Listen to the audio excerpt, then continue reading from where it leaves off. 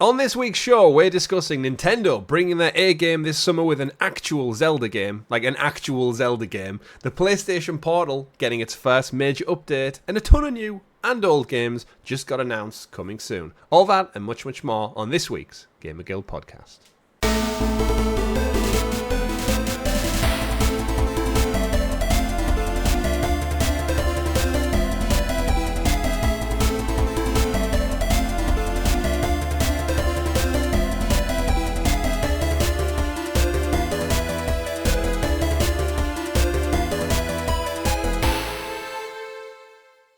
Good game, everyone, and welcome back to the GamerGuild Podcast, your weekly show where we get together to round up all the week's video game news for your listening or viewing pleasure right here on youtube.com/GamerGuild TV, and also available up there in the digital clouds on your podcast platform of choice. Your podcast players for the week are myself, Chris, and my fellow co-host, the man of many pixels, Mr. Richie. Hello, everyone. Hello indeed, and we do have a great show lined up for you all, but before we get into it, don't forget to like, subscribe, and ring-a-ding-ding that bell so you're kept in the loop with all the great content we do here on the channel, such as this very show, our weekly live streams where we play with you, the wonderful community, and some other videos that we put up, whether it be retro or current or new. You'll just have to check out the channel to find out. Recently, we had the final part of Uncharted Golden Abyss, the PlayStation Vita exclusive, will be up this week. So it's there, the full thing is there. There is a full extended video that will go up afterwards as well. And this week, Richie, I also literally dove into Still Wakes the Deep, which is from the Chinese room of Everybody's Gone to the Rapture fame. They just dropped a new title out. It's also available on Xbox Game Pass, so I checked that out via Cloud Gaming. But more on that later in this show, because we do have the review roundup as part of the show notes as well. But it's been a bit of a week for games. We had a couple of things. Nintendo surprised us with a direct. We didn't cover it on the channel like we would do for most showcases, purely because of the time zones for Nintendo. I don't think we've actually ever covered one live because of the Japanese time zones. We're usually at work when that happens, so there's not really much we can do about it. Yeah, it was like early afternoon on Wednesday or Tuesday, I believe. Yeah, I was naughty and I actually watched it while I was at work. Shh, that's fine. That's all good. So we're going to round up all that and much, much more, as I've said. Richie, have you been playing anything interesting between watching Euro football fixtures? Anything you've been playing? I have. So this might hold the record for me from the longest it took me from starting a game to getting a platinum in Assassin's Creed 2. I got that game on launch in 2009 on the PC. Right. I got the platinum last night. So what's the time gap? Was Assassin's Creed 2 was probably what? 15 years. Damn. That is I don't know if that's impressive or not. I joke, but actually it's on the Ezio collection I've got. I got the original version on PC, but way back in the day, and I completed at the time. Didn't do all the trophies back then because no one cares about the Steam trophies. But yeah, I finally got. It's actually my first Assassin's Creed platinum. Wow, congratulations. Is it straight on to the next one then, or have you had your fill now, do you think? I think I've had my fill for now, but I do want to go back and do like Brotherhood and Revelations eventually. Yeah, they're a known quantity as well with those three Ezio games. Like, you can pick up the next one and you'll have probably just as much fun as you did playing 2. Yeah, well, that's it. I really enjoy playing 2. I think it's a great game. It's like, to be honest, arguably still the pinnacle of Assassin's Creed, where it still is an Assassin's game. The main reason I'm not that bothered jumping straight into Brotherhood is quite simply because there's other games I want to play, because I'm still playing through South Park Stick of Truth. Eventually I will get back to the Zelda Ocarina of Time. I've still got Jedi Survivor to play, which I haven't played in weeks at this point. And then we've got a host of new fantastic games coming up as well. So it's like, do I commit to Assassin's Creed when there's also an Assassin's Creed coming out later this year, which I'm probably more interested in playing?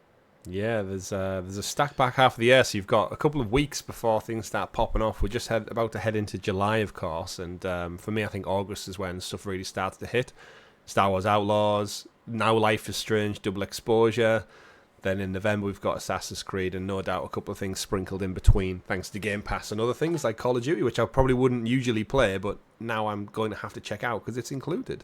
And that's not included. As well. And that's not including Nintendo, like I said, dropping. They dropped the Direct and said they were going to showcase what the back end of 2024 and beyond has got for us. So we'll get into all that. once I've coughed. Will. But Richie, I've been playing this past week, so I think I've ran my course now with FC24.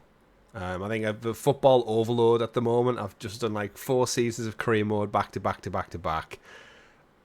I've finished watching Welcome to Wrexham, which has been kind of stoking the flames of my interest in it. And then obviously we've got the Euros now. But I feel like either the performance by the England national team has just sucked all the enjoyment out of my love for football as it stands. But I feel I put that to a side. So I've actually gone back and started playing the Jak and Daxter Precursor Legacy on it's the PS4 version. But I think I'm going to go for the Platinum Trophy on that one, and I'm playing it a mixture of on the big screen and on the TV. For those who don't know, Jak and Daxter is the game Naughty Dog did between Crash Bandicoot and the Uncharted series. But for some reason, it's like a weird blind spot in my video game history. I don't know, it was just my age at the time, or the lack of funds to go out and buy these games, or maybe just unaware that this was from the makers of Crash Bandicoot. Because when you're a kid, you don't have a clue who develops what, do you? You just you play what you're given, or you play what your mates are playing. You probably saw him before. I'd rather just play Crash. Yeah, probably. Didn't think of it, but it's interesting because going back to it, there's so much DNA of Crash Bandicoot in there, from like some of the sound effects to the level design. It's basically if you took Crash Bandicoot, in my opinion, and made it into like a 3D Mario. They've kind of gone like the little mini open world adventures.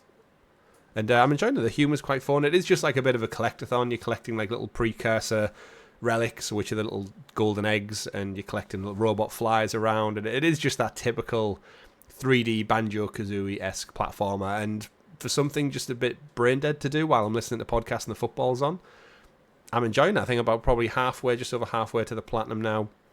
It's got some old mechanics which don't age too well, but it's probably quite a bit older than Assassin's Creed 2, to be fair. So.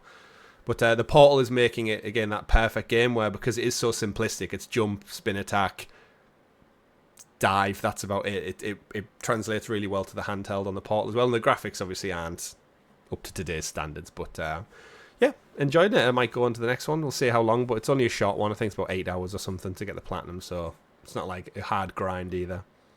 Ever played one? Nope. To be honest, I was never a huge Crash fan. I like Crash. I don't love Crash, but I'm not. I don't know. There's something. I think because the first game is insanely difficult. I bought the Crash N Sane Trilogy. N Sane Trilogy, and I've barely played it. To be honest, it was installed on my PS4 for years, and just it was one of them games. I have installed, and I'll jump in and out occasionally. Mm-hmm. Then just never did. Oh, we do have some news on that title anyway, but before we get into it, if you're not a fan of Crash, you might be a fan of another platform mascot, which would be Super Mario. Which is Assassin's Creed 2, is Uncle Mario in Assassin's Creed 2? Yeah. Yeah, he is. He does actually say, "It's me, Mario." It's Mario, yeah, of course he does. I love it. But, of course, we can't get into all that information until you introduce us to the graciously gathered GamerGuild Gazette, a.k.a. The news. And as always, the news is brought to you by our wonderful guild heroes, the fantastic folks who support the channel that extra little bit more. From as little as 99p, you get early access to this very show, just like Derek does, who's listening on his long work day on a Saturday, if this is up in time.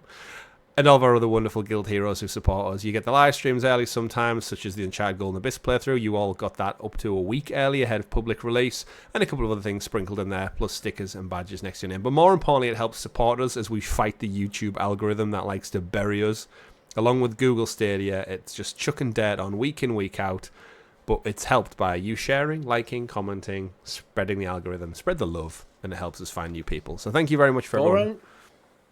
Task for everyone: go around your nan's house, have a cup of tea, and make her listen to the podcast. Convert the old people into fans. That's an interesting demographic you want us to go for, Richie. But if they want to listen, it's untapped.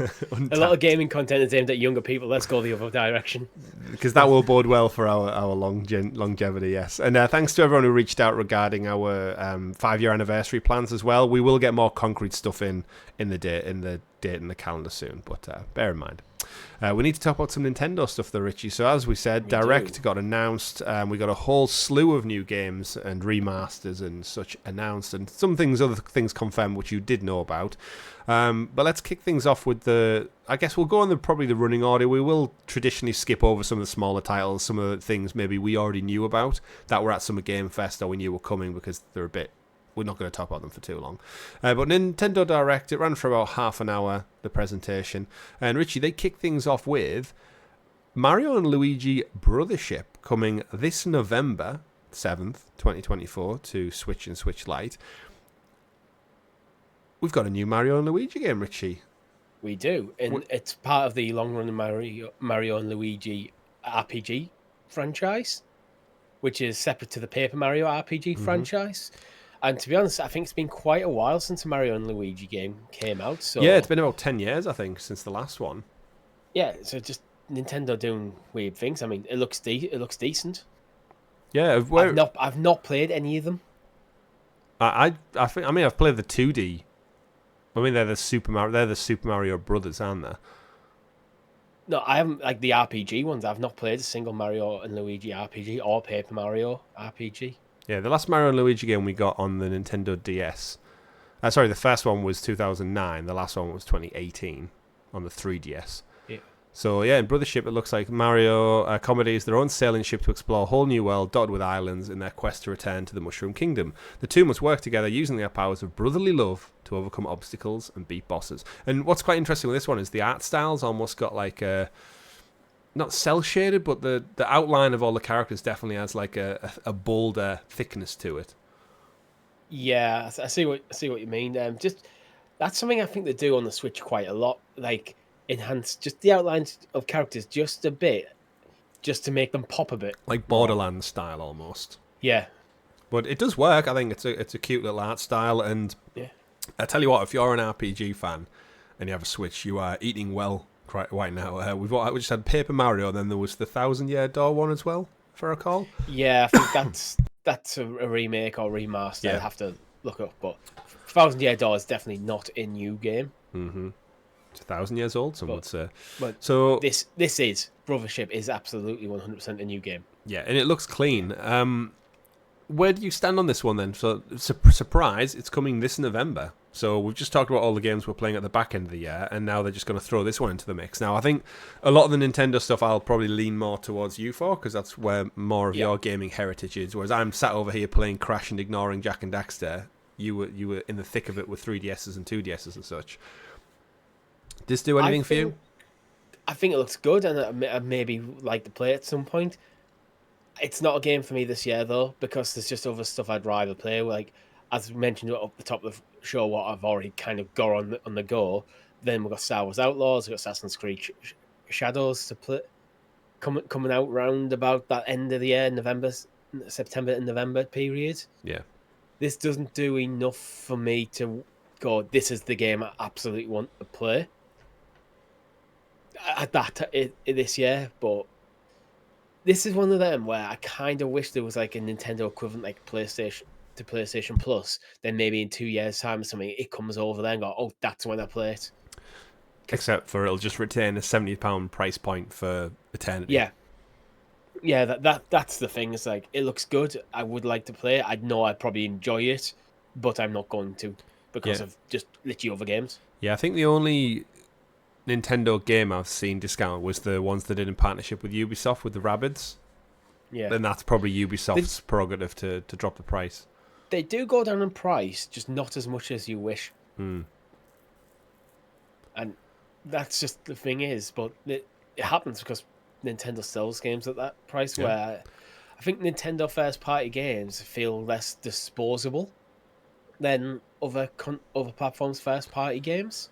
Well, in a weird way, like, so that's why they retain the value. Yeah, I mean they've done fantastic over the decades with that Nintendo seal of approval that you used to see on the boxes, and they've almost like conditioned their audience to just not expect discounts. And in the long run, I mean that could like totally kill your business in the short run. But they've done it for so long now through many iterations of market sales and fluctuations that that's almost like their standard that they've set. And you see sometimes PlayStation, Xbox attempt that, but then they always buckle and do stuff like throw Horizon Forbidden West into PlayStation Plus because they're trying to balance all these other things. Like you said, Nintendo don't have that.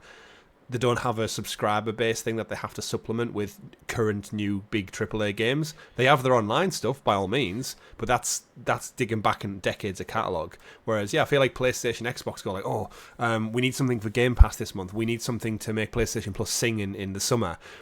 And Nintendo just go, no, if you want it, it's 70 quid. And they make full top dollar on every unit sold. Like Mario Kart is probably still like... It's probably not as expensive, but they must be making bank on Mario Kart still, like 8-9 years later.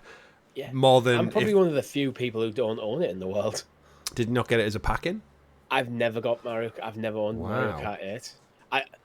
I've always kind of wanted it, but as what you're saying, it doesn't come down in price enough to me. For me, it doesn't quite hit that. Oh, it's only 15 quid impulse buy kind of bracket. And now I'm at a point where with the Switch, where despite the Switch, this Direct being really good, it's like it was almost more of a surprise because I thought it was like there's a Direct, it's going to be the last few bits, and then soon it feels like the Switch is on its last legs. But they nailed this Direct, and it's like so Mario Kart. I kind of want Mario Kart 9 rather than 8, and I want it on the next platform rather than the Switch. So it'd have to be quite a drop in price for me to impulse buy it. Yeah. I mean, to be fair, an impulse buy on Amazon, it's currently Mario Kart 8 Deluxe, $37.99 still. Yeah. Still. Which, I mean, if this was a Ubisoft game, it would be like £6 now. It's absolutely worth the money, but I don't want to pay that much for it. And interesting enough, on Amazon, 1,000 plus people bought it in the last month still.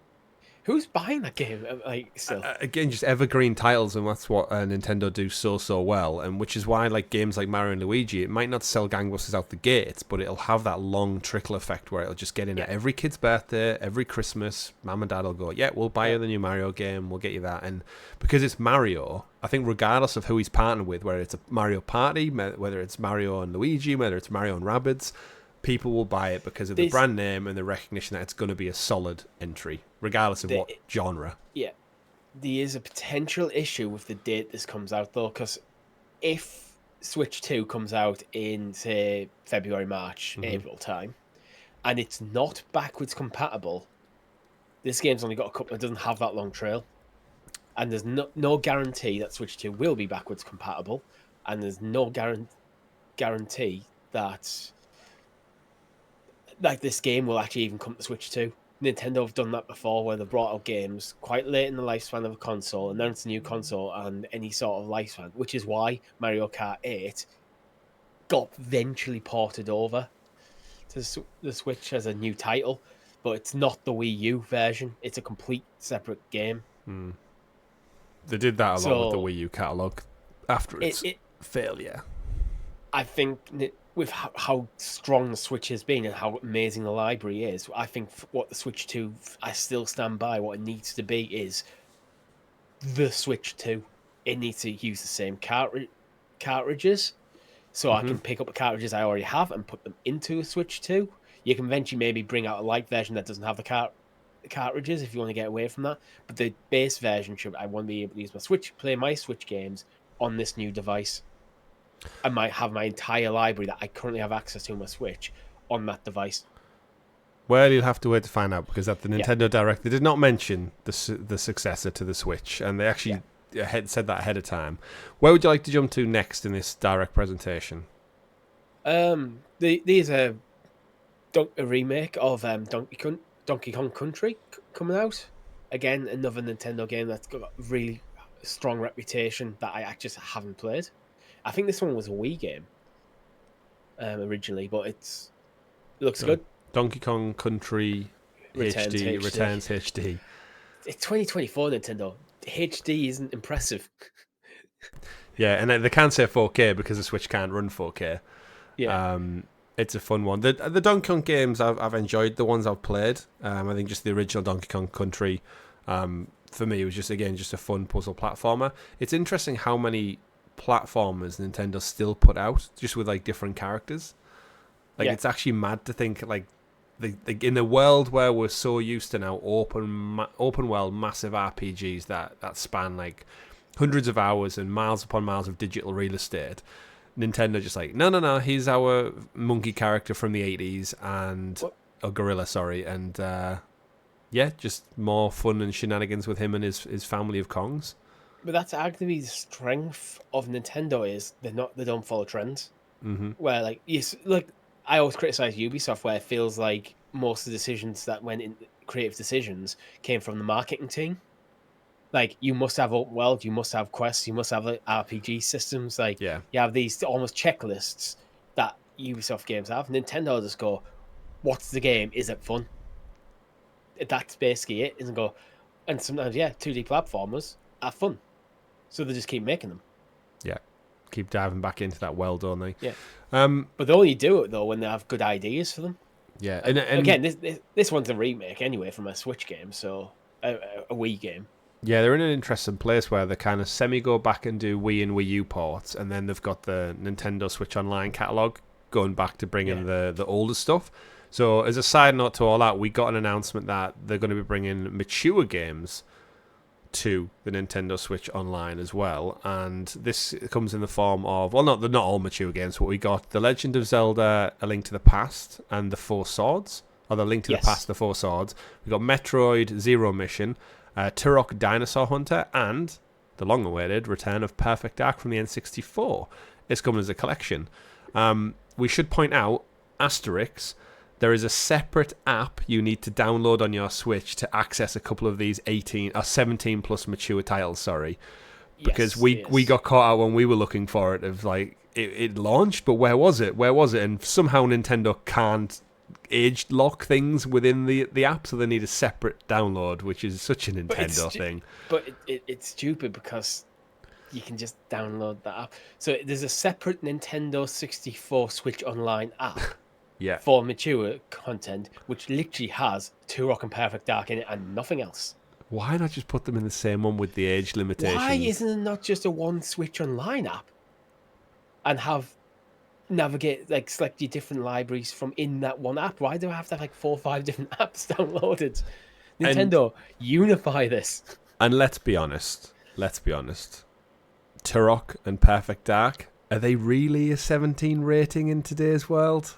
Like, absolutely not. Like, I don't know about Perfect Dark, and if Turok isn't. I just, even with Perfect Dark, with the guns and violence, I was like, you're telling me Fortnite, which is I'm guessing a family-friendly game, isn't less violent? Like, because visually, it's way more clearer. You have guns and swords, and you're beating people up.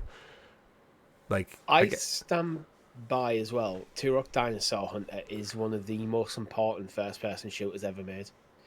I think it's often overlooked, but if you think about that era of first-person shooters, everyone goes to GoldenEye, which GoldenEye, very important, probably the most successful of its generation. Yeah.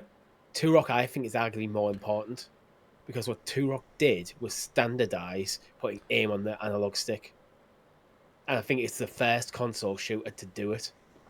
Admittedly, the N64 controller only has one analog stick, so your movement is with the C things, and it's not good implementation. It's very, very springy. Yeah, like you look up and it's bang, up down. It's like whiplash. And this game is basically unplayable on the Switch, in my opinion, without an N64 controller. Jumpers on R. Yeah, it's weird, the control scheme.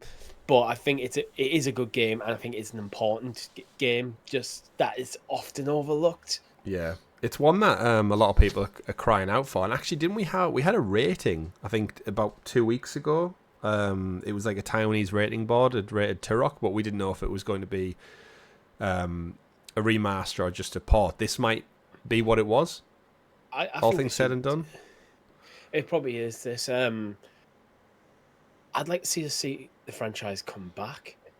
Give it a Doom makeover. I don't think a remake would do it, though. I think you probably just need to start again. Yeah, I don't think there was anything in the first trilogy that like was like necessarily like hard details. So I'd be quite happy for them to just make something from the ground up. Call it Turok, like just Turok, or even Dinosaur Hunter again if they wanted to. Yeah. And just give me some beautifully realized dinosaurs that I get to go out and hunt, because that game used to scare me when I was a kid. Like some of the raptors jumping out here, and again, probably also equally scared by the N64 mechanics and the way it controlled, because I didn't quite have a good grasp of it. So when you would be hunted by dinosaurs, it would be so clunky to navigate your way around and get out. It added to the fear. Let's say similar to Dino Crisis. I think they should look into what Bethesda have done with id Studio have done with Doom. Doom, yeah. It needs the Doom treatment, because I think this game needs to be fast paced. Oh, absolutely. It needs to be fast paced. You need to be on the move. It's not a cover shooter. Yeah, you need, like, again, if you're hunted by velociraptors, you can't just sit still. They will literally, we've seen in the movies, they will literally hunt you down like a pack. So yeah, looking forward to it. We did plan to check out Perfect Dark on the channel, but due to scheduling and other things, we haven't done so yet. The thumbnail's done for it. But yeah, we'll get round to it at some point, because I think that the footage we saw from the Xbox showcase has me very intrigued for what a Perfect Dark could look like. I know a couple of folks now at Discord are huge fans. Yeah, but we're both huge GoldenEye fans, so this is the better non-licensed version. I think the reason I never played Perfect Dark is, if memory serves, you needed the expansion pack for the N64, and I didn't have it, so I never played Perfect Dark or Majora's Mask on my N64. Yeah, it's actually still on the box art. You can see it, the little booster thing. Because the N64 wasn't good enough to play this game. That's crazy to think consoles still had that, but not in today's world. Yeah. Richie, nowadays, you just download some more RAM and you're fine. Download it, get it done. Another side one that I hadn't really mentioned, but I want to get it in there for all of our fighter fans out there, is Marvel vs. Capcom Fighting Collection Arcade Classics. It's not really in my wheelhouse, but I've seen loads of people on the internet pop off about this one, saying like it's mad that they managed to get these all under one roof. So this is X-Men Children of the Atom, Marvel Superheroes, X-Men vs. Street Fighter, Marvel Superheroes vs. Street Fighter, Marvel vs. Capcom Clash of Superheroes, then Marvel vs. Capcom 2 New Age of Heroes, and The Punisher, which was only ever out in arcades. So it's actually a first for console ever, which I think is so cool. That talk about video game preservation, but then to go back and actually get something that only ever existed in the arcades is such a cool addition to this. We've probably played these time and time again without even realizing it. Yeah. And here it is. So, what are your thoughts on this one? The very well regarded games. I'm glad to see it making a comeback. I'm not a fighting game person though, and I think even especially old era fighting games, I personally think they always feel a bit clunky now and don't really hold up. But that's because I don't really have a solid nostalgia for that style of game. Again, I've probably dicked around with you in the arcades and stuff playing them, but then I walk away and never think of them again. But I'm glad it's coming. Yeah, it's any kind of compilations is really good to see, and I think and it's coming this year. What's the date for it? It's just 2024 listed. Okay, so they haven't actually said it, but I do think it's always an interesting one, because like Marvel and Capcom, you're like, what does that actually mean? Like it's a weird. It's and crossover. They've tried it a few times, but I have fond memories of playing them. One of my favorite fighting games. I know I'm not into the fighting game scene, but was X-Men Mutant Academy, which was great. Yeah. I used to be that jammy bastard who used to sit there with Toad and just use his tongue and go like smash the same button. You know, when you had a move that just worked, and because I was never great at the combos, you would just be able to sit as Toad at a distance and go and hit the enemy in the face before they could even get a move in. It was jammy as anything, and I know whoever I was playing hated it, but it worked for me. There's all that era fighting game. There'll always be like one character has one move where their move is slightly quicker than what the person get hit can get out of the stun lock. So before the person can actually react, you're hitting again. Yeah, and you've just got so that. you just just cannot do anything. Everyone's felt that pain. But back in the day, you couldn't patch that out. Once it was on the cartridge, that's it. Yeah, there's no balancing getting done there. But it's just mad to think like there was a deal that broke that put like Mega Man versus Gambit and stuff. It's like, how did this get signed off? It's such an odd combination. Yeah, I think like Marvel wasn't what it is now. No, not at all. But it was still probably had quite popular with like the 90s TV shows, like the X-Men and Spider-Man TV Yeah. shows and stuff. It's interesting, like the lease of life they get, like the Punisher arcade game, like the Punisher's like in pop culture. I'm just watching the trailer now, and he's like the Punisher's fighting Nick Fury in like a Streets of Rage style combat, and you've got like Thanos and stuff showing up, and it's like these are characters that are so well known now, but the game's from like 15 plus years ago. It's such an interesting peek through a window of time that you would never have otherwise. The Marvel characters do have the kind of like X-Men TV show kind of look to them 97, as well. yeah. Which again, that's seen a massive resurgence just this past month. So yeah, I'm there for it, and it's got the quick save features, the rewind features as well. So which is kind of a nice polishing touch that a lot of modern imagine you're playing this 2-player and someone just hit someone, so they just rewind. Yeah, I don't think you can do it on court versus, but in the campaign modes. No, you can't. I think you will be able to, because the way it applies to just the whole game. Well, that's true. Like, yeah, that's true. Yeah. Maybe online you can, but I don't know. But what's that over like, there? Rewind, local. rewind. Local, you're probably able to. Yeah, quite possibly. Interesting. Yeah. But yeah, it's nice to see that these games still exist out there, and like I said, them coming to a collection, I think, is a nice way to bundle them all together under one roof. So we'll see that later on this year when it finally gets its release. Where do you want to jump to next? Because we got a lot of announcements. There was a lot of like fluff in between for Nintendo, but it was quite a strong showing. Yeah, it was. We'll gloss through a few quick things.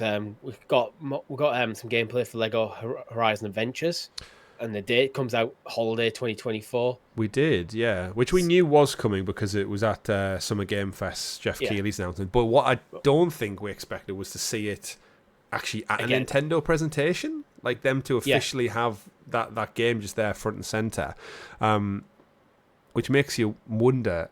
Imagine the pop they would have got if it wasn't at Game Fest and it was actually at this showcase, this direct instead. And it would have been like, hang on a minute, what? No, what? PlayStation? Rather than announcing it coming to Nintendo, that could easily be Nintendo's opener. Yeah. Imagine if they hadn't at like Summer Games Fest announced it was coming, and then the first trailer of the direct was Lego Horizon Adventures. Like, holy shit! Very confused and stuff. As a side note to that, because I know we spoke about Lego Horizon Adventures, do you think it will sell more on the Switch than PlayStation? I actually do, yeah. Because I feel like it's definitely more in that family-friendly, fun couch co-op wheelhouse that I think Switch sits perfectly in with the Mario and the party games and stuff. I think it will as well, which just shows you that PlayStation or Xbox or any of them for that matter locking themselves to one ecosystem in today's world is practically leaving money on the table.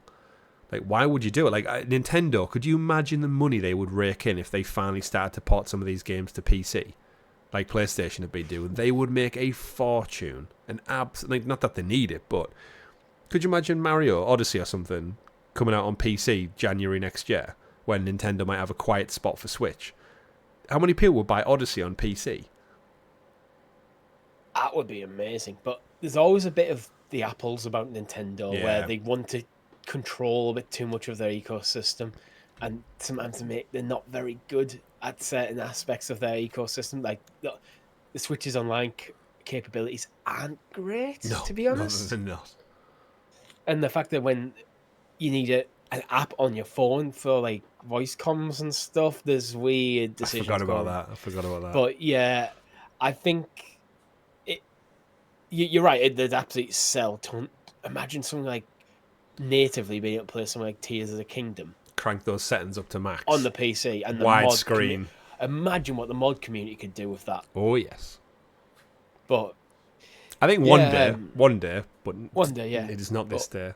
To be fair, some of the games that were shown at this direct and exclusive Nintendo's, obviously the Nintendo first party ones are, but one of the ones I want to get into, the Dragon Quest games that have been announced.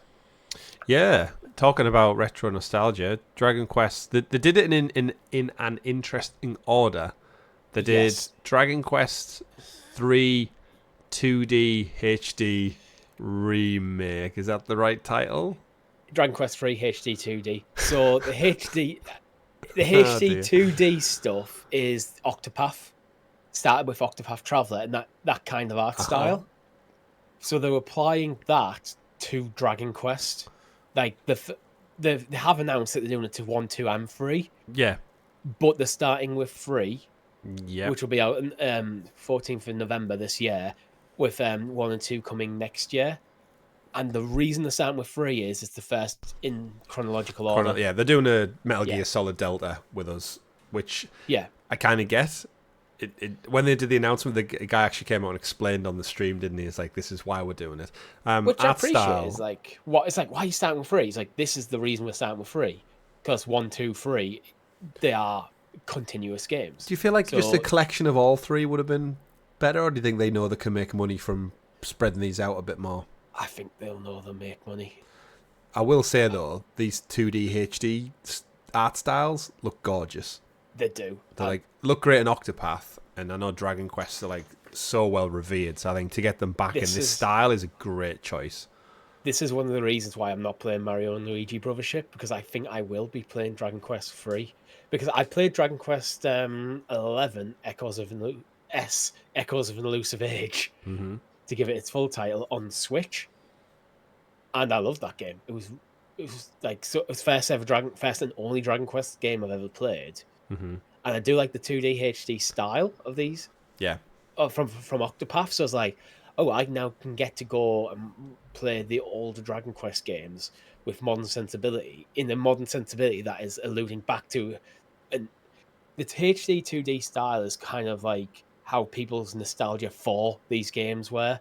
Yeah. So it kind of removes like the awkwardness of it being an old game. So it's like, yeah, I'm in. Yeah, I think but they're good. I have a caveat. Oh. I'm not playing this on Switch. Looks better on your PlayStation? I think I'd rather just play it on my Portal. Oh, that, yeah. But the Portal is, because I have played mess around with my Switch since I watched the Direct. The Portal's ergonomics are so much better than the Switch's. So I was like, well, if it's come to PlayStation, I think I'd rather have it in my PlayStation library than my Switch library. Especially, as I said earlier, there's no guarantee the Switch 2 will be backwards compatible. So, yeah, I'd rather have it on PlayStation. There you go for them trophies as well. Yeah. But, solid showing. Dragon Quest 3 HD 2D remake is coming November 14th. It does say 2025 in this. That's for 1 and 2. Oh, okay. All right, okay. I'm reading that back to front. Like, chronologically. So 3's this year, 2 and 1 are next year. Yeah. Okay, that's good to know. Quick one, not really for us, but it's got the existence in there. It's the Super Mario Party update. I was going to say party game, but it's got a proper name if I can find it in the article before we get into some of the others. Super Mario Party Jamboree, which, again, the Mario Party games are those ones that just kind of forever will be coming out, similar to Mario Kart, but these ones seem to hit at a bigger cadence. You just get a bunch of little party games. You ever played a Mario Party? I think I have. I've never owned one, though. I think the Mario Party games would be fun to play on stream, actually. They would. It's one of those where I think because I no longer live at home with siblings or you and me with friends, like when we get together, we tend to have alcohol or do something now rather than just be sat around our houses or in our parents' living room or anything. So I think this would have been great for a time for us. But I think if you'd have a family now, if you've got 2 kids and it's mum, dad, the little ones or something, or you're are in an age where you've just got that time to get together and have fun without alcohol, which is a sad indictment of being an adult. But I think it looks great. It's just loads of fun little party games, really, isn't it? You roll a dice, something happens, you compete, and fun little mini games sprinkled throughout, utilising the Switch, of course, with the shake and wiggle mechanics, fun little new maps and areas. And it looks like this. Nintendo know how to make a fun game. Mario Party, I think, is the epitome of that. This game is just meant to be fun and nothing else. Just wacky, zany fun. And it looks like they're going to include a lot of levels from Mario Party 1 and 2. So if you've got any favourites from other entries, they're going to make an appearance as well. So, yeah. Any more to add on Mario Party Jamboree? Not really. Have you ever been to a Jamboree? I don't. What is a Jamboree? I think it's like a kind of party thing, but I don't know what specifically makes something a jamboree. Do there have to be more jam there? Or bees? Yeah. Jamboree You have to get your bees, you cover them in jam, and now you have a jamboree. I guess they're not. What's the bee equivalent in the Mario universe? There is actually just bees in the Mario Is there? universe. Oh, there's not like a Gumba bee or anything. No, I think they're larger and stuff, but I think they are large. You just look like bees. Still bees. Oh well, October 17th. So again, between Mario and Luigi and Dragon Quest, and this, you've got again a good couple of stacked titles to come to Switch. Yeah, back end of the year. Where would you like to go next, Richie?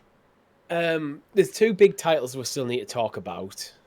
Mm-hmm. I want to save the one I'm most interested in to last, so let's go to Metroid 4 Beyond. Metroid 4 Beyond. Metroid Prime 4 Beyond, sorry. Naming conventions. Got to get them right. So Metroid 4 Beyond. It's been a long time coming, this one. So this is the first-person shooter. This is the one, if I recall, was in development for a few years. They announced it, and then they also announced it was completely canned and started again from scratch, which is why it's taking so long. So 2025 is the release window. They've not given it. But the game was first revealed on June 2017, so back when E3 existed, and it was just a logo, and then they announced in 2019, so before we even started this channel, that they were going to reboot the title. So back to the drawing board, and here we are. So still a year and a half out, probably, give or take. No doubt this is going to be a Switch 2 I think opening this window. Might be, I think this might be a launch title. With how Breath of the Wild was kind of cross-platform. Mm-hmm. Two different versions, one for the Wii U, one for the Switch. I think this is going to get the same treatment. It'd be weird to not do that at this point. Because, to be honest, with how the game looks, I think having it on more powerful hardware just makes sense. You can get more out of the game. Well, here's the thing. I like Metroid. Never played it, but I like it. Yeah. Metroid Dread looked fantastic, which obviously wasn't quite the main Prime series. I've got a few nitpicks for this particular entry in Metroid. Obviously, it's taken a while. Yeah. I don't think it needs the 4 on the name.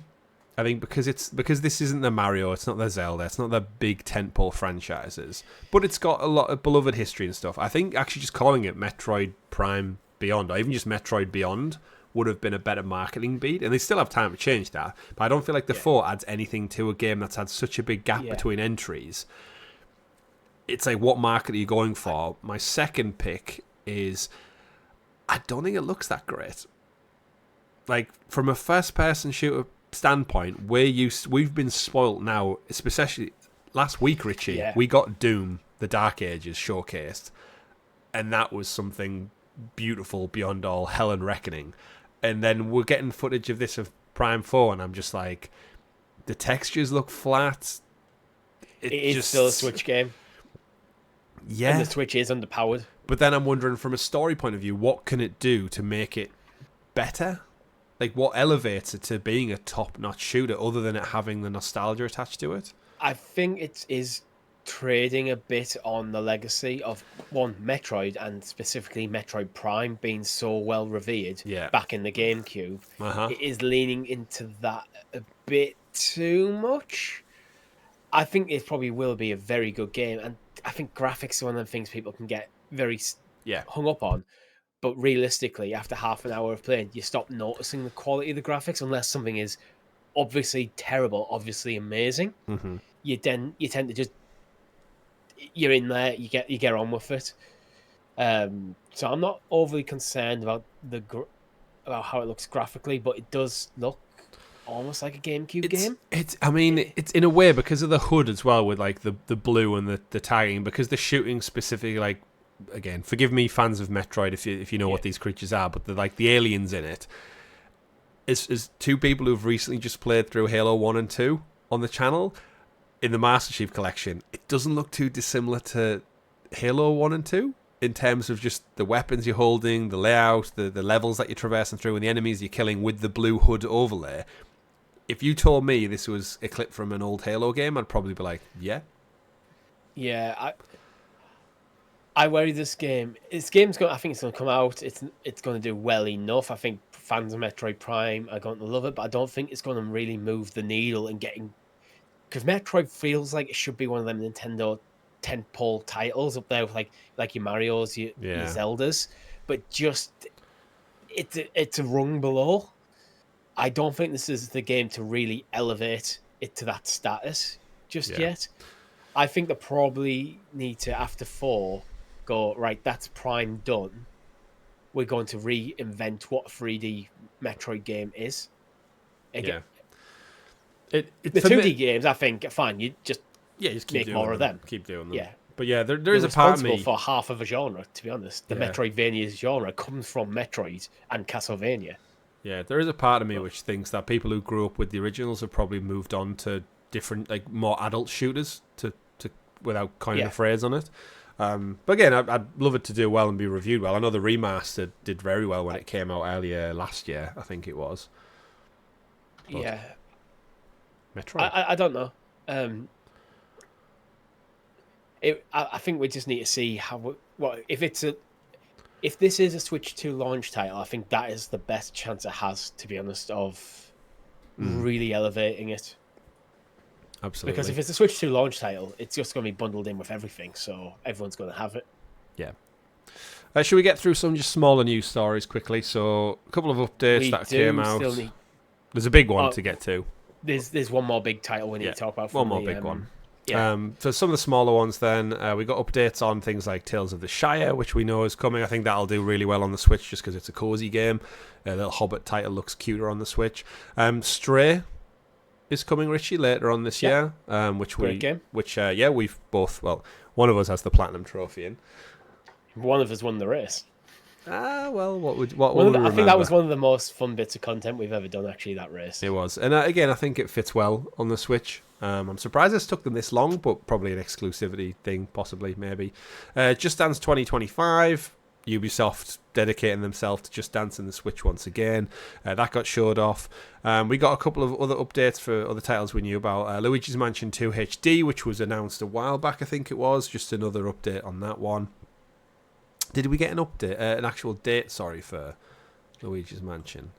Trying to go through the list while I'm also trying to hunt down. I don't have it written down in front of me, a date. I'm sure it's coming this year. I'm sure it's around Halloween time. Funko Fusion was shown off the Switch, which I feel like is a Funko game trying to get in on the Lego style where they want everything to be Funko. And you know what? To its credit, I thought it looked quite good, actually. Funko Fusion. You can't remember agree it. To that. No, I think it looked terrible. Oh, did you? I thought I'm not a Funko Pop collector. I've got a couple of them, I think, as everyone either inherits from a friend or they buy it or it comes with something. I only have the Lion King ones. I've got like the 5 main Lion King characters. I think I bought them for the wife one time. But yeah, Funko Fusion. I think it looks quite cool. I don't know. It did absolutely nothing for me, to be honest. I thought the game looked kind of cheap. I mean, it's got that style that is ultimately Funko, but for me, it's always because they lean on the IP. The weird one for me, though, is the IP they're leaning into. There's like a mixture of Five Nights at Freddy's and then like older stuff. And I'm like, if this is for kids or a younger audience, why then have you got like Shaun of the Dead references in here? Yeah, it's weird. It's like, weird. But then this is where Funko, like Lego, is just, it's in everything. Jurassic Park is in there. But yeah, I don't think it'll do well. It's as okay as it looks. I won't be playing it personally, but Funko Fusion coming September. And then what are the other little small ones? I'm sure there's a couple of little ones we've missed updates on just to get them out the way before we get into the big final one. Disney Illusion Island getting some DLC content. We knew about that already. Looney Tunes Wacky World of Sports, which is essentially Looney Tunes meets Wii Sport, coming. Doesn't do it. I think Looney Tunes are a bit past it to be still chipping away at making new games, but if you're a fan of Bugs Bunny and Daffy Duck still, are they even still on, like, syndication wise? There must be somewhere, right? There must be somewhere, yeah. Like HBO Max, that's owned by Warner Brothers, right? Is that showing anything off there. Are they still even making new Looney Tunes? I don't think so. I'm sure some of the older ones are probably still racist and stuck in stereotypes and stuff like that. So they're probably either very, very watered down or you just don't really see them anymore. But yeah, I guess remember when they used to have Warner Brothers shops, like Disney stores you could go into when we were kids. Like that was a thing. Like you used to go in at the back that have like the Martian, was it called Marvin the Martian? They used to have the rocket, and there used to be TVs inside that as a kid you could crawl into and watch Looney Tunes cartoons in a shop. Which when you're out with your parents and you're bored to death, it's like, oh my word, they have like fun stuff in this shop. But what the hell did they sell? Like our local cinemas, all the View cinemas in the UK used to be Warner Brothers cinemas. Yeah, if you remember, like we used to, I always used to have like a giant Bugs Bunny and Daffy Duck out the front, which is like, it's like as if that was a time, but that's again, it's of a time, and I don't think Looney Tunes World of Sport looks okay, but it's an odd combination. It's an odd thing to go with, but it'll sell some titles. A modest amount, yeah, more than Suicide Squad.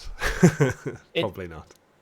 My problem with this is you look at it and go, why would you buy this over something like Mario Party or Wii Sports? Which now has basketball thanks to an update. Yeah.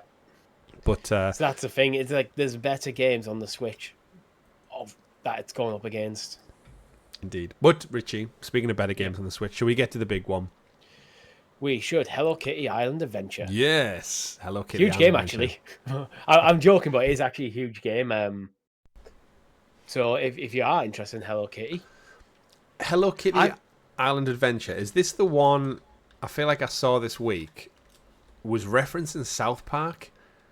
Yeah, ages ago, before the game was even real. It's the World of Warcraft episode where all the kids are playing World of Warcraft, apart from Butters, who's playing Hello Kitty Island Adventure, which I think I was listening to a podcast where they actually went through and dated it, and that reference was made before the game existed. Right, yeah. So the game then came about after it was referenced, so... Yeah, so the quote from the South Park episode is, I don't play... Butters saying, I don't play World of Warcraft, and Cartman refutes him, says, Butters, you said you're on your computer all the time, and he says, yeah, but I'm playing Hello Kitty Island Adventure. And now here we are in 2024... And Hello Kitty Island Adventure launches. It's coming to Apple Arcade July 20th, but obviously Switch a little bit later. What kind of paradoxical world do we live in where South Park, not The Simpsons, South Park is now predicting video games? I love it. And you're playing I wouldn't Stick be of Truth. Surprised if the devs of Hello Kitty Island Adventure are South Park fans and thought, oh, that's an idea. Like it's basically like Animal Crossing. It's that kind of game. It's a cozy game, very cozy game. I think this will do amazing on the Switch. I think this is almost more important for other platforms though, because other platforms don't have Animal Crossing. Yeah, they do have Disney Dreamlight Valley though. They do. You still playing that? A bits and pieces. Chipping away. My girlfriend's playing a lot of it. She bought the DLC, the Rift in Time. Oh, there's a new one out. Yeah, the DLC gives you a handful of new characters and an entire new island to explore. Is that the one with Stitch? I feel like I've seen that. No, Stitch is just in it. He's just in it now. Yeah, I've got Stitch. So, Hello Kitty Island Adventure. I'm going to say a hard pass for you, myself, and probably most of our audience. Yeah. Yeah. I think it's one of them games where I think I would like Dreamlight Valley, where I'd be surprised that I enjoy it if I played, but I have no interest in playing it. I don't even know what Hello Kitty is anymore. I feel like it started off as just like plushy toys, and then it's just spawned into... Yeah. Well, evidently it's South Park spawned it into existence in another game franchise. But yeah, unironically, that's not the game we were talking about, though. Hello Kitty Island Adventure is not the title. We got a new Zelda game, Richie. We did. Now, it's an actual Zelda game. Yeah, like you, and for all those people out there who thought for many, many years, like myself, that Link was in fact Zelda. And no surprise there. The game is called Zelda, and you play as the protagonist who isn't the main person. But after years of playing second fiddle to Link, in her own franchise named, Princess Zelda's finally getting her own video game coming later this year. During the presentation, Nintendo revealed The Legend of Zelda Echoes of Wisdom, the franchise's first game to follow as Princess Zelda herself as she embarks on an adventure to save the world from destruction. After Ganon bests Link in battle, Zelda is left to her own devices to battle hordes of monsters that descend upon the game's version of Hyrule, which seemed to be massively inspired by the Link's Awakening remake we got a couple of years back in terms of the art choice. Yeah, the art choice is straight up the Link's Awakening art style. Yep. The version of Hyrule seems to be highly inspired on A Link to the Past. Yeah, have you seen the map comparison? Where Yeah.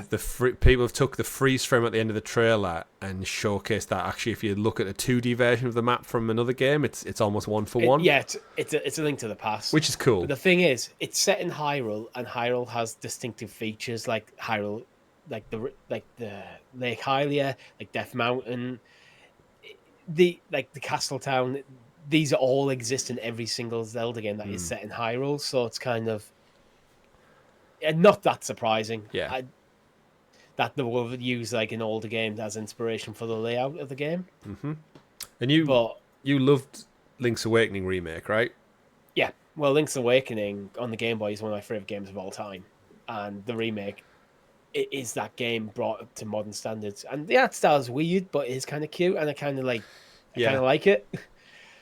So it's one of them where I first saw it and got, oh god, what they're doing is like, actually, is that? It suits it. Work. It takes that like 2D Game Boy block nature, doesn't it? Where they were stuck by design on a grid essentially of like 16 by 16, 3Difying it, and like you said, it did make it like cute and modernized without.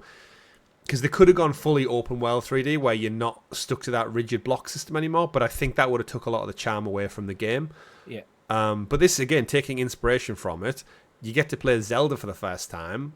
What are your thoughts? I think was this like a big pop for you, where it's like, oh shit, did you expect this at all? Not even slightly. I didn't expect a new Zelda game, to be honest. To be perfectly I don't think honest. anyone did. I think this is why it was the big one. Yeah, and I'm so glad this game exists because I liked Breath of the Wild. I like Breath of the Wild and Tears of the Kingdom a lot. I never fully loved them though. The two for me they were always a bit too open, a bit too sandboxy. I get that, and I do kind of long for I do like the more Ocarina of Time, slightly more linear narrative, where the narrative's a bit stronger. But for the 2D stuff, I'm glad they're still doing 2D Zelda games and doing interesting stuff with them.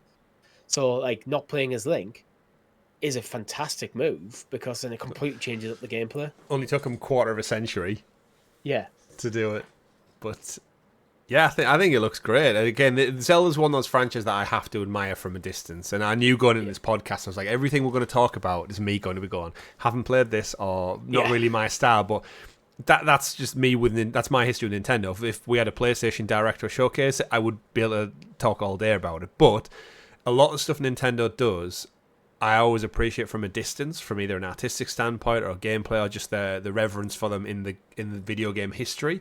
And seeing franchises that have been going like before we were born, still kind of like just take over with new iterations, different genre-defining twists and turns, and success. Ultimately, still success. I think The Legend of Zelda: Echoes of Wisdom is such a cool name as well, like proper high fantasy name.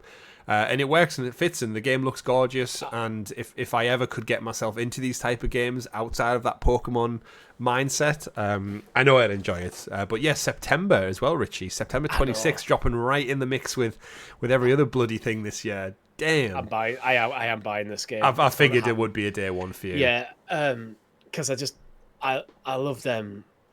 I actually love how the trailer starts. The trailer starts off as Link fighting Ganon. Yeah. Oh, they're doing a Zelda game, and then go, oh, actually, they're doing a Zelda game. Yeah, and they all get kind of sucked into portals, don't they? Zelda has the ability to kind of summon objects as well. Yeah, interesting game mechanic.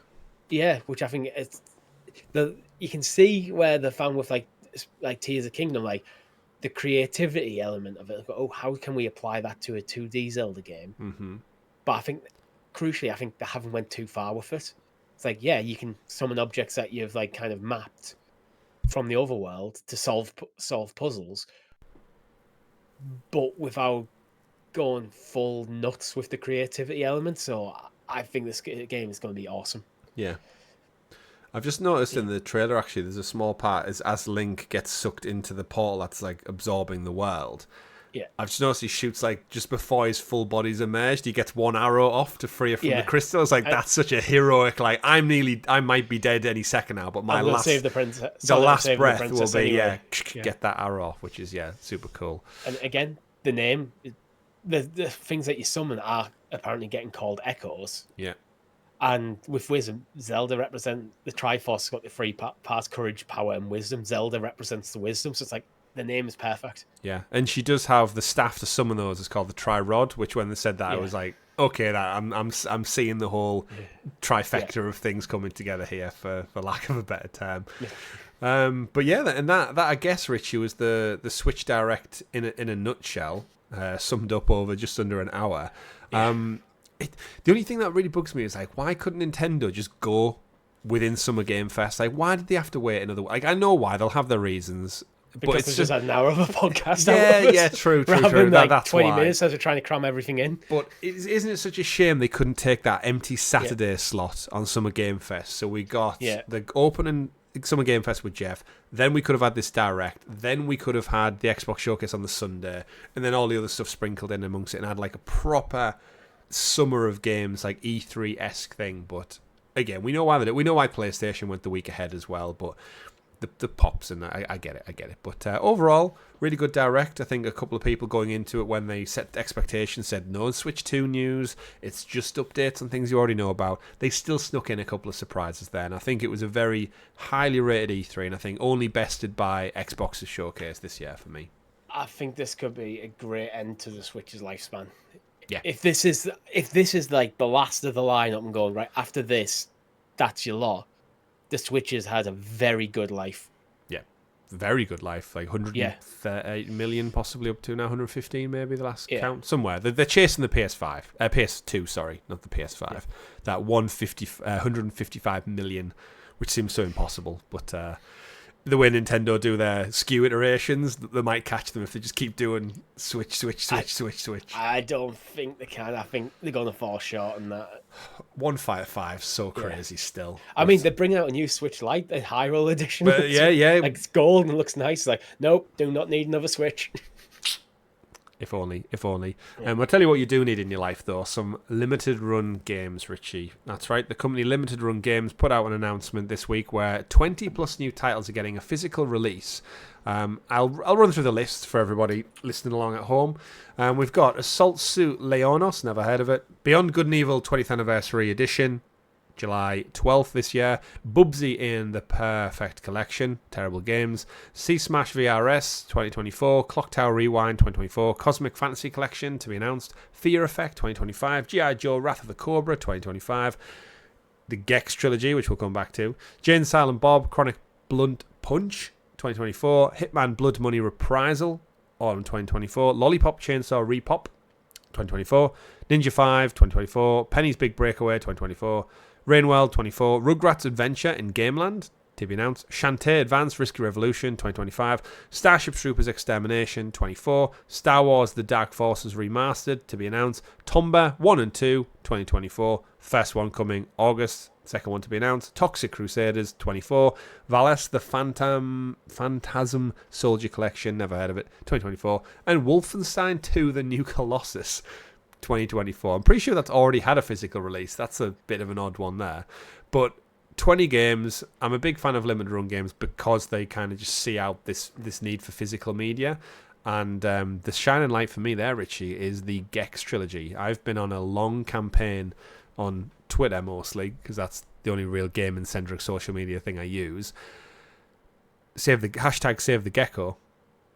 Many tweets over the years I put out about this. When we had Crash Remaster Trilogy, you referenced earlier on, we had Spyro come back.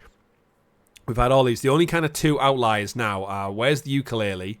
Not ukulele, sorry, Banjo-Kazooie, Gex, and Croc.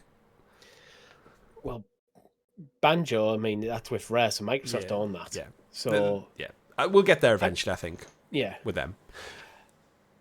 Gex isn't it always an interesting one because it's very much of the 90s. Oh, it's so 90s. And 60% of the jokes cannot be used. Yeah, there's elements that are probably problematic. See, with limited run games, I think it's all right to, we've got he's the games that of the time. It's the Friends argument where people go, "Oh, Friends is like there's some problematic stuff." It's like, yeah, but you need to remember it's of its time. It's not it hasn't been made now. I think that's where Gex is, and to be honest, it's just going to be a fun platformer and with people for nostalgia, and that's the point of limited run games for me. Is like, yeah, it's game preservation as well. It is. These games deserve to exist. Yeah, I mean, part of me, I don't feel like the Gecko is fully saved because, quite frankly, I'd love the Crash remake, like from the ground up, like make the same games but with that modern lick of paint. These just being playable on. I think it's problematic because you'd have to change. I think too much of the game. That's problematic. I think the core game, like the gameplay and the levels, you could keep the same. It would just be the jokes and the references and the fact that he wears Hugh Hefner's dressing gown for a chunk of one of them, and the jokes, the crude jokes are made towards. I think it's Alicia Silverstone in it. Again, it's very of the 90s, but again, this is a Gecko who's full of himself. He's a James Bond-esque schmoozy, super spy / womanizer, but he's also a Gecko. Yeah, so funny. But again, like a joke, but like things like Croc. And like ironically, like Jack and Dax that I'm playing now is like I think these platformers have such a good place in video game history, especially the early 90s, mid 90s mascot, when everyone had like that drive to get like a mascot out there front and center. And Gex was one of them. I remember him being on the front cover of many magazines with many scantily clad ladies, but that was his approach, and that's what gaming magazines did at the time. It was obvious what they were doing with Gex. Is like, oh, we're going to do a mascot platformer. But we're going to aim at a slightly older audience. We're going to aim at horny teenagers. Oh, yeah. And they knew exactly what they were doing with it. 100%. I think even on the cover of the game, she's in like a black catsuit, essentially. Yeah. But they know what they're doing. Less said about that. But limited run games, a couple of things coming out. I know we've referenced a few titles, I think, over the last couple of weeks as they've been announced and confirmed, like Lollipop Chainsaw and stuff. Star Wars Dark Forces just got a release on PlayStation Premium, I think. So a couple of things there to look out for. While we stick with the nostalgia, Richie, you mentioned it right at the beginning of the show, actually, that you downloaded and bought the N Sane Trilogy. Just passed a nice little milestone, actually. It's its 5th anniversary, which was like, damn, as if the remake's 5 years old. Like, how old is the original now? To make me feel even older. They confirmed as a tweet out, there's a sale on at the moment, actually, if you haven't picked it up yet. 20 million units sold through globally, which is no mean feat. 20 million units is more than... I think it's more than God of War and Horizon and stuff have sold on PS5. And this is why remakes exist, because for like me and you who grew up with the games, it's nostalgia. We get to play the game it kind of removes some of the jankiness of early 3D consoles, and also he's a new audience that I've heard about these games and never played them. Yeah. So it's God of War Ragnarok is up to 15. Yeah. So it just shows you the strength of the Bandicoot. Will Gex sell that many? I doubt it. I did mention amongst that as well, Beyond Good and Evil. We touched on it on last week's show. It was rated on a board thing. But after a premature unveiling earlier in the week, I guess, through the ratings board, Beyond Good and Evil 20th Anniversary Remaster is officially there. They've not said anything about a price yet, but there is a digital version going to launch. Obviously, the physical version will be through limited run games only. That's going to be coming on 25th of June, the digital version. So actually this week. So, surprise, I guess it's in line with its anniversary, which would make sense. The physical ones from limited run games start on the 12th of July. So Ubisoft confirmed it. It's a remaster for the much-loved 2003 action-adventure Beyond Good and Evil. It was in the Ubisoft Plus as a technical error. I think there was a developer's build appeared briefly on Ubisoft Plus, which we know about because if you remember the original Immortals game when it was titled Gods and Monsters, it showed up on Google Stadia under the codename Orpheus, and we had a couple of friends who were able to play it. very, very briefly, which is it's mad to think that stuff gets through the nets, but Ubisoft keep doing Ubisoft things. Again, make good games, bad decisions is our our mantra for Ubisoft. Someone accidentally hit the publish button rather than just save draft. When you put that says save draft and save and publish, and then hit save and publish. Yeah. Do you know the one thing that's still got? I know we spoke about it last week and said I don't know if no one in the comments said after last week's show. I said let me know in the comments if you care about this game, and no one said anything. 25th anniversary, fantastic. Why wasn't this just at the Ubisoft Forward? Why wouldn't you just shoehorn a 2-minute trailer for an anniversary of a beloved title? Other than maybe they don't want to piss people off because they weren't shown the second one again. Yeah, I don't know. But it's okay. It looks okay. The remake, the anniversary one. It looks tidied up. What I expect from a remake. Yeah, the one thing I get from this though is I want Ubisoft Plus on PlayStation. Yeah, it's a long way off still, probably. Shouldn't be, but it is. So yeah, Beyond Good and Evil Anniversary Edition out this week digitally. Later on from Limited Run Games if you do want it. I love how it says Ubisoft Original on the marketing for it. It's can you rebrand it as an original 20 years after the fact? I mean, it technically is. Ubisoft made it, yeah. Yeah, true. Right, we also got Timesplitters was rated at Taiwanese rating boards. This is just the original Timesplitters for PS4 and PS5, leading to speculation of an imminent arrival on PlayStation Plus. That, for me, my guess is we're going to sit down for next week's show, and the PlayStation Plus catalogue games that get added? This will be a PS2 port of that with trophy support, which is a big disappointment because the Embracer Group are just sitting on this franchise. Remember, they rebirthed like a phoenix from the ashes, Free Radical Designs, and then they shut them down and laid everyone off. So Timesplitters is just stuck ironically in time, and I don't think we're going to get a new entry for painfully quite some time now. But this is a bit of nostalgia. It's only the original. Hopefully we'll see 2 and the third one, Future Perfect, come eventually. But we'll probably have to wait for some time. We need to wait till the Embracer Group completely collapses, and then someone will pick the pieces of the wreckage up, and then they might start thinking about doing Timesplitters. Yeah. And ironically, for those who don't know why Timesplitters is so well revered and stuff, not only do I love it, my brother loves it, but the original Timesplitters, which came out in 2000 on the PlayStation 2, it was followed with the 2 sequels, but Free Radical Design comprised of most developers from Rare's GoldenEye and Perfect Dark series. So it's basically when they made those 2 games, they then went off created Free Radical Design, made Timesplitters. So when week in, week out, we talk about the legacy of GoldenEye, and then actually that evolved into Perfect Dark, that then evolved into Timesplitters. So you can kind of see the heritage of shooters in couch co-op and arenas and stuff. And around the same time, Rare kind of had its fall from grace. After its Nintendo 64 era, Rare just kind of fell off a cliff a bit. Well, by the sounds of it, all their staff left to make other games elsewhere. Yeah, but very much Rare was the big developer for a good period of time. Absolutely. If you look at how Activision and Ubisoft, Rare was in that mix. Yeah, absolutely. Moving away though to some cloud gaming news this week, Richie. I mean, it's not necessarily just cloud gaming news, but Amazon news full stop. Amazon Luna officially launched in some more countries. So welcome to the fold, people of Austria, the Netherlands, and Poland. I'm sure you're all enjoying the Euros right now, but guess what? You can pause the football, you can boot up Amazon Luna in your respective web browser, and you can play a bunch of games. And now, Richie, you can play even more games because the GOG Game Store is now available. So any Luna Plus subscribers and Amazon Prime members can now purchase and play selected games from the GOG Store on any Luna-compatible device, including all the listed above. Luna will continue expanding its selection from the GOG Store, bringing customers many more titles to choose from in the coming months.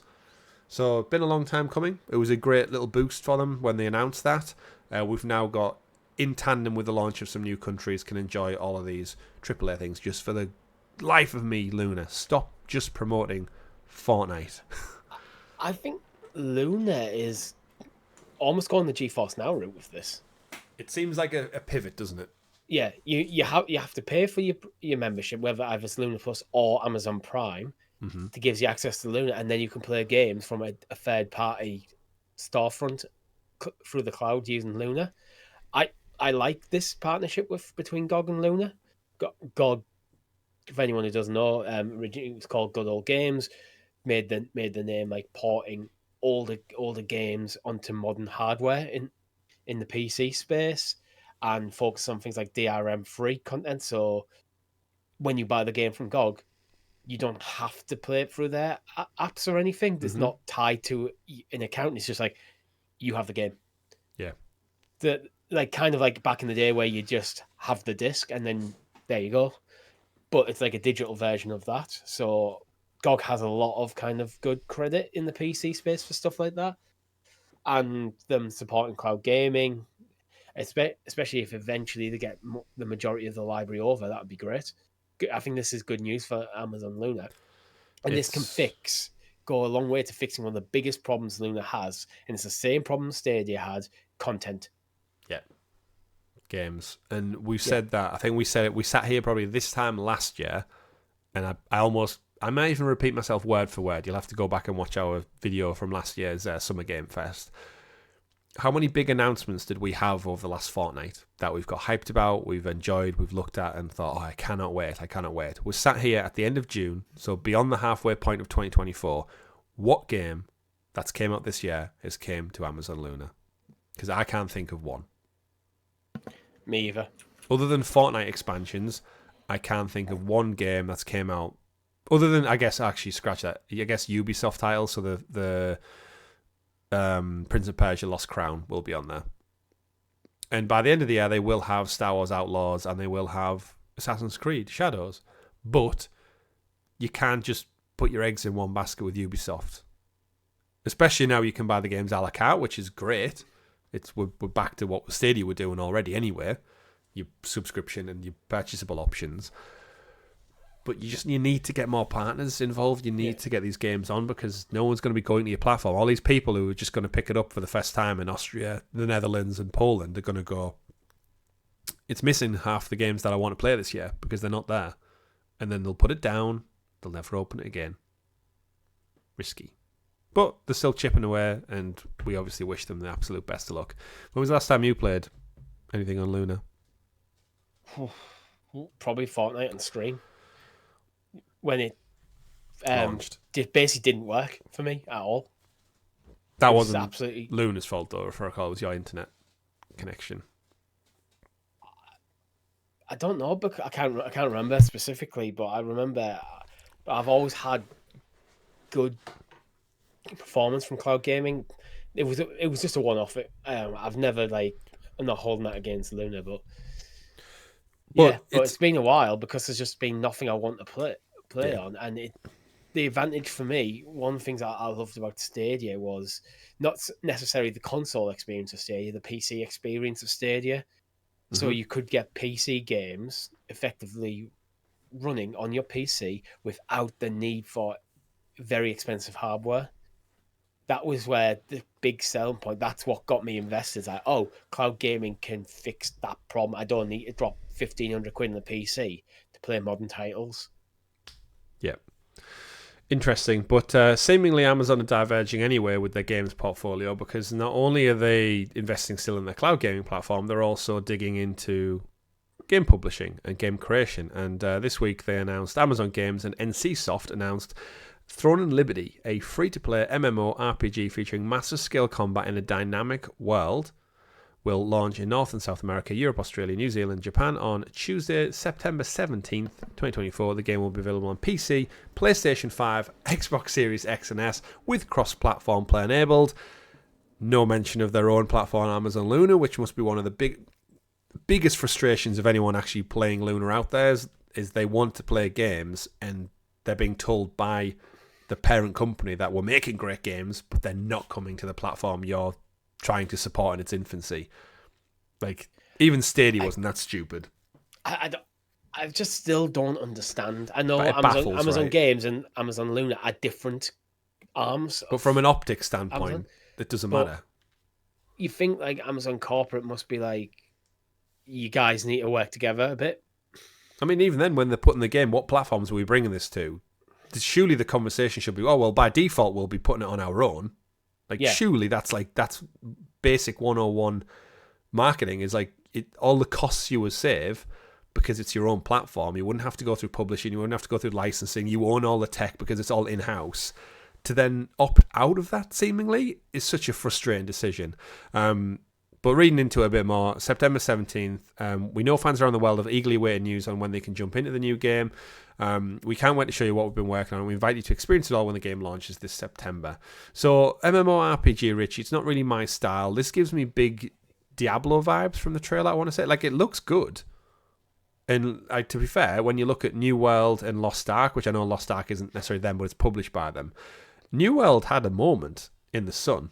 Millions and millions of concurrent players, and then it died off, and it's had a bit of a resurgence with the announcement of Eternum coming in October. But yeah, Throne and Liberty, it's a cool name. Free. So what do you think this could do from just visually from your take on the trailer? It's hard to know because these games I think of this style, with especially being an MMO, sometimes it can come out and no one gives a damn, regardless how good the game looks. No one cares. The game's dead. Mm-hmm. But sometimes they can suddenly have, like New World had its moment.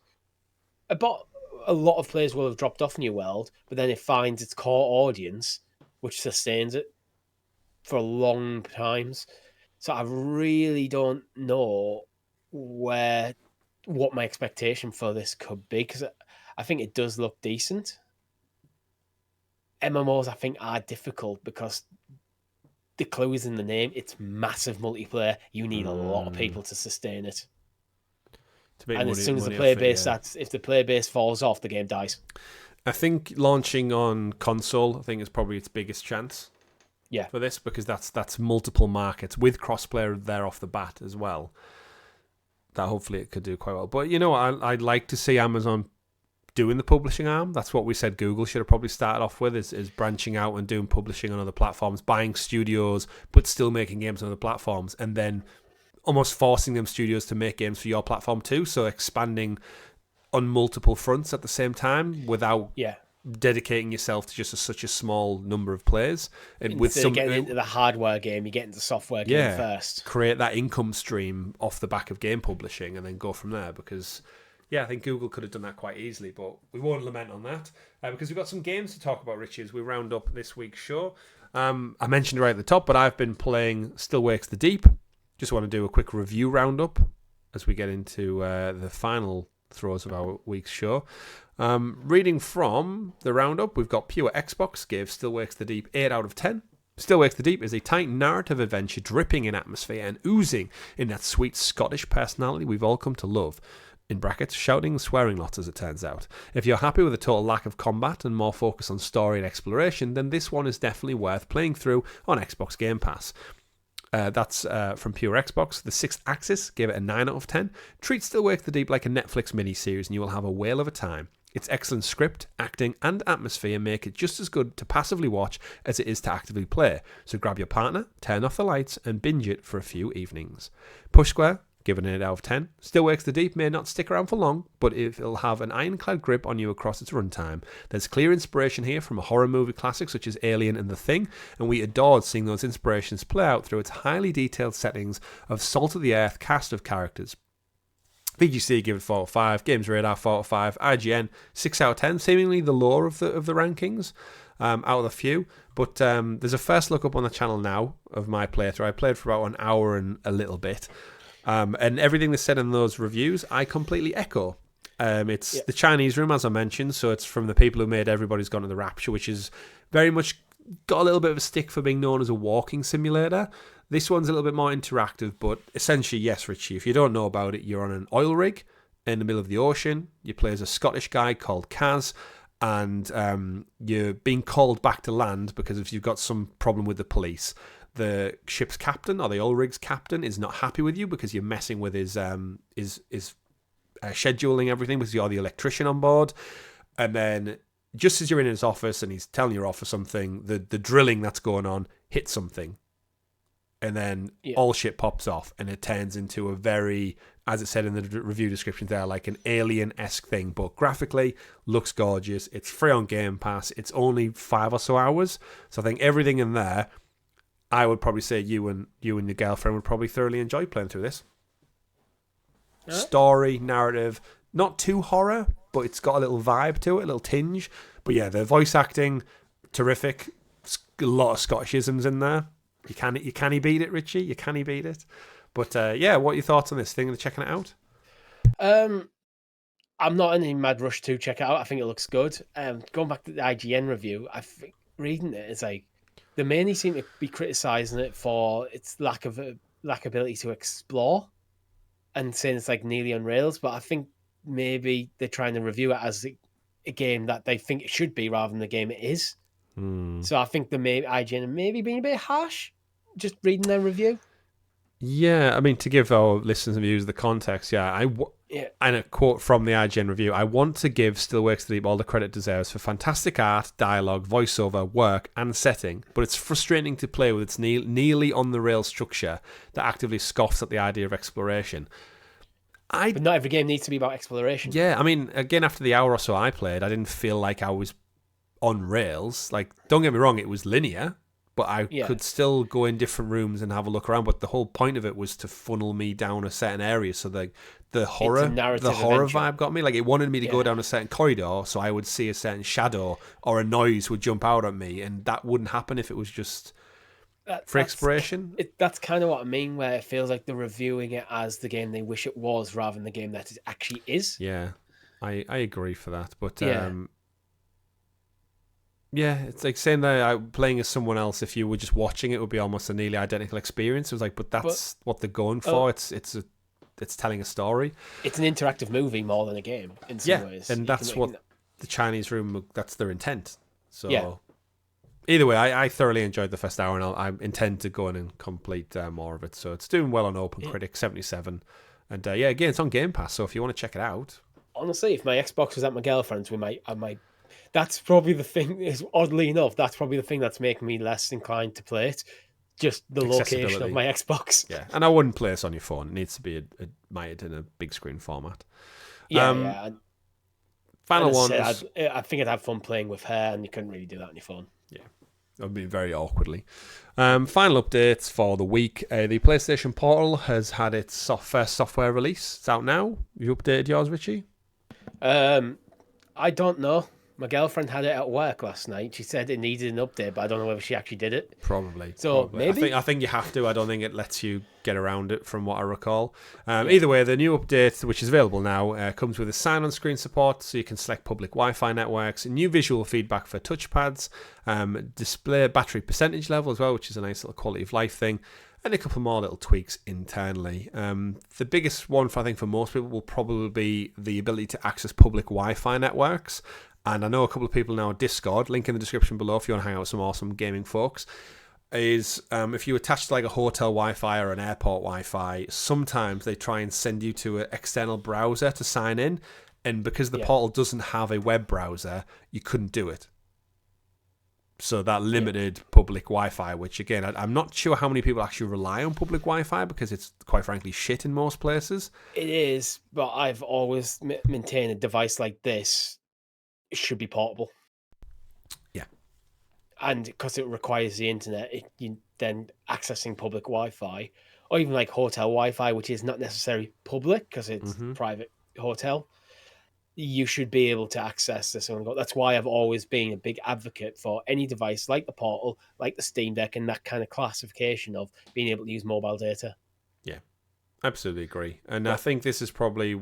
We can only theorize, but this is probably it's down improvement. To it's probably down to the security of the portal, because if it had a web browser, that opens it up for hacking a lot more. You can put URL links in, you can get connections to the portal via web browser. Ironically enough, the PlayStation Vita that I'm allegedly jailbreaking, that's how you do it. You literally go on and go like vita.something.com and boom, it just overrides the whole operating system of the Vita and just installs stuff that you need to play it in 2024. Yep. But it's literally just you go on a web browser, and I think they're negating that because of the portal. I don't think that'll stop them in the long run, but it does run on Android behind the scenes, so it's very adaptable and very editable. Nice to see. I was hoping when I saw the news of the PlayStation blog post about the Portal updates, I was hoping for the cloud gaming being added, but I do think it's coming. I just think it's it's a couple of months, if not a year or so off. They're the two big updates I personally want in the portal. There's one, full cloud gaming support. Mm-hmm. So it doesn't, not just remote play, so it doesn't tie you to your console, which then makes your console useless for anyone else in your household while you're playing the portal, and get rid of the exclusivity for wireless headphones. Let me use the ones I already have.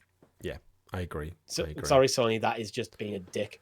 Like, I'm not buying your headphones. Proprietary hardware, software never worked in the past with your memory cards, so don't fall foul again. But yeah, I think the Portal, again, I think you and me both love it. I think it's a fantastic little device. It's just not being optimized to the best of its potential, and I think if Xbox do come out with a potential handheld, with no doubt, Xbox has got to have cloud gaming in there. It's such a big part of their ecosystem, their message. And with the success of the Steam Deck and the Steam Deck 2 eventually coming and all these other portable devices like the ROG Ally, I think PlayStation, they've got to be having R&D conversations behind the scenes saying, how possible is it? Because let's face it, Richie, it's doable. They just need to open up a web browser that can stream the PS Plus games, isn't it, really?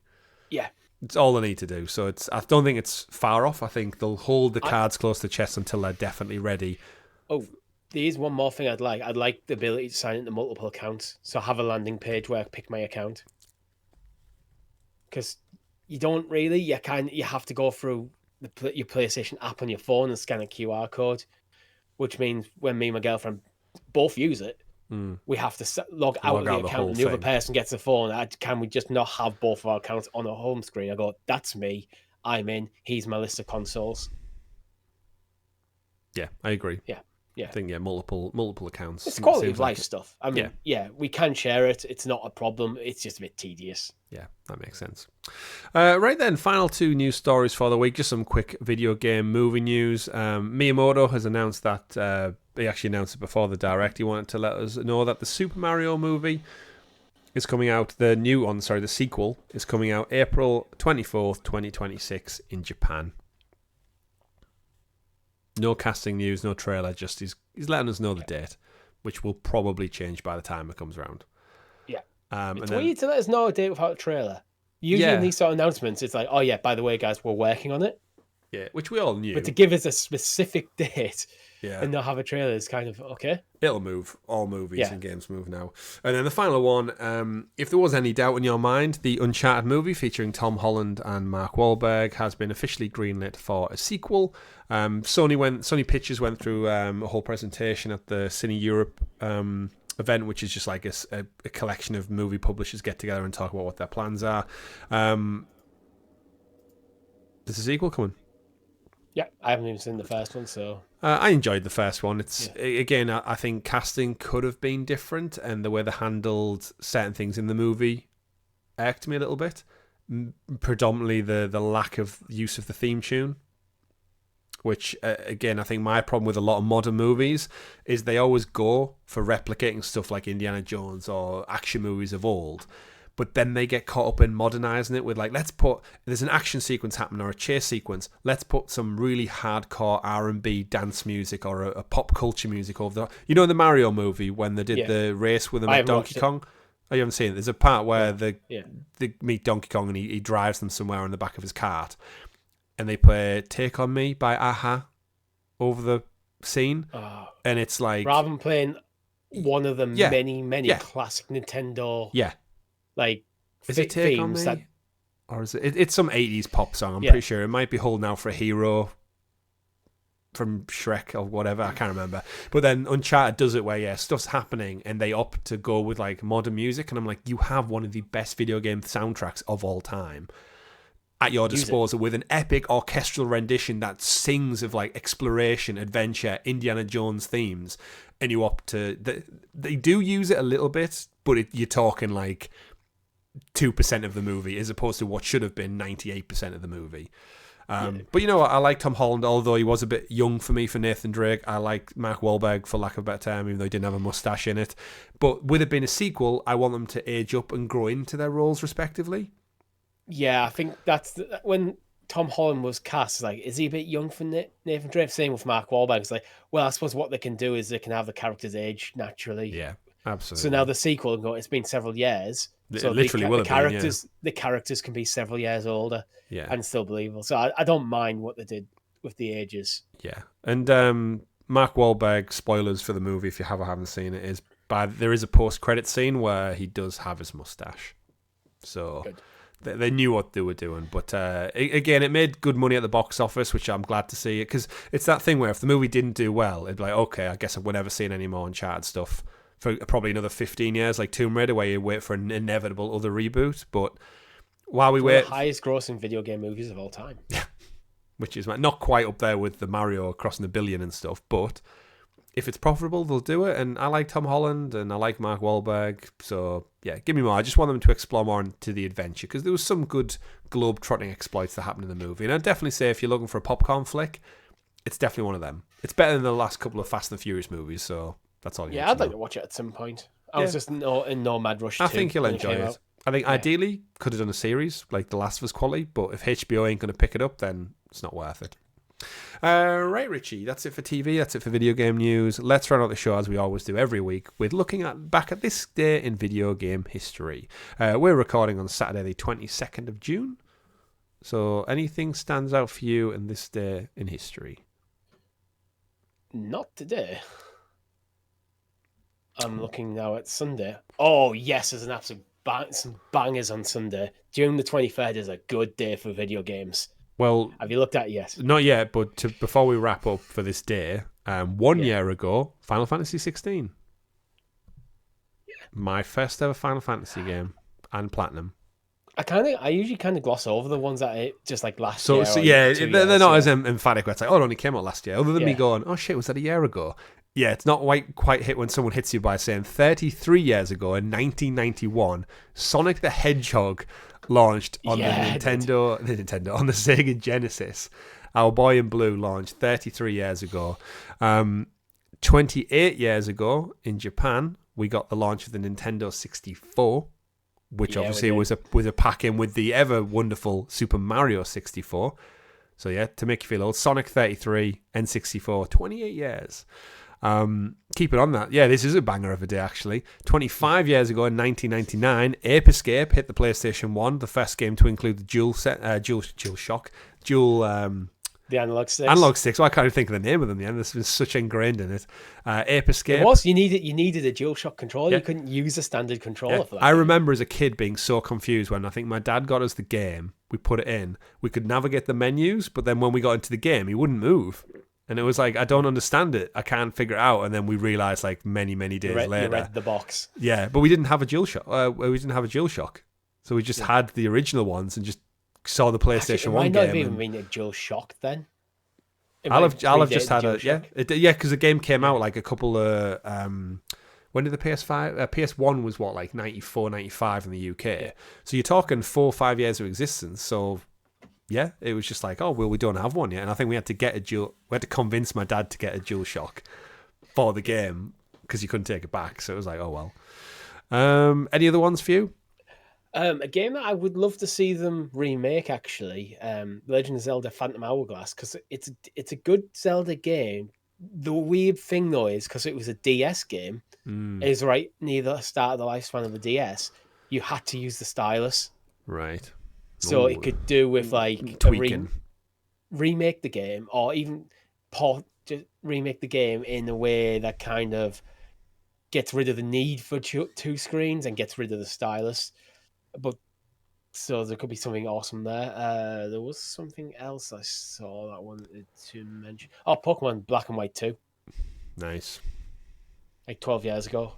12 years already. To be fair, you see the top two things in this list that we're using from Game FAQs, and it's Sonic the Hedgehog and Nintendo 64. That's a good game. That's a good day in gaming history. You don't need more than that. Not at all. That is solid. Yeah. But yeah, a couple of interesting ones. Let us know if you've got any particular favourites you guys would like to pick out in the comments down below. Of course, don't forget to like, subscribe, and ring-a-ding-ding that bell so you're kept in the loop with all the great content we do here on the channel, like this very show, like our weekly live streams, our first looks, and all the other deep dive videos we do here on youtube.com/GamerGuild TV. Thank you very much for everyone who's tuned in, watched, and supported the channel. Don't forget to share to help us out with the algorithm. If you want to get in the chat with a bunch of other wonderful gamer folk, Link is in the description. We'll be back later on this week with some form of live stream, no doubt. The Uncharted Golden Abyss final episode goes up this week. Members already have access to it, so go check that out as well. Have a look at my Still Wakes the Deep live stream if you want to have a look at what that looks like. And that's been it for episode 45 of the GamerGuild Podcast. My name's been Chris. And I've been Richie. We've been GamerGuild TV. Thank you very much for watching, folks. And remember, play wherever makes you the happiest. Goodbye. Bye.